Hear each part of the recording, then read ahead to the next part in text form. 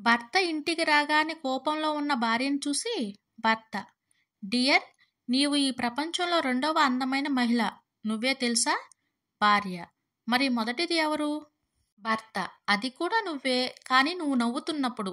భార్య: ఉండండి, మీకు బాదం పాలు తీసుకుని వస్తాను. భర్త: తల తిరుగుతుంది, కొంచెం కాఫీ ఇవ్వమని చెప్పి ఎంతసేపు అయింది? భార్య: మీ వెనక పెట్టి చాలాసేపు అయింది.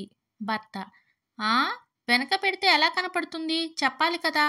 భార్య: ఇది మరీ బాగుంది, తల తిరుగుతుంది అంటే అన్ని వైపులా కనిపిస్తుంది కదా అని అక్కడ పెట్టా.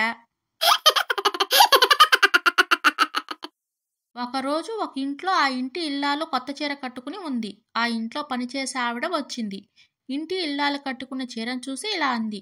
పని మనిషి: ఏంటమ్మగారు, ఈ చీర నాకు నచ్చలేదంటే అయ్యగారు మీకు ఇచ్చారా? తండ్రి: అదేంట్రా, భోజనం నిల్చుని తింటున్నావు?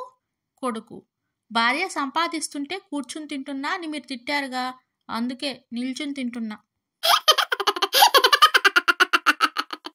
టమోటా ధర పెరిగిందని మా అమ్మ కూరలో టమోటాలు వేయడం మానేసింది. మరి స్కూల్ ఫీజులు పెరిగినా స్కూల్కి ఎందుకు పంపుతుందో అర్థం కావడం లేదు. నిన్న రాత్రి 2 దోమలు నా చెవి దగ్గరికి వచ్చి చాలాసేపు ఒకటే గొడవ పెట్టసాగాయి. చాలాసేపటికి అర్థమైంది, నిజానికి భార్యాభర్తలు అయి ఉంటాయని.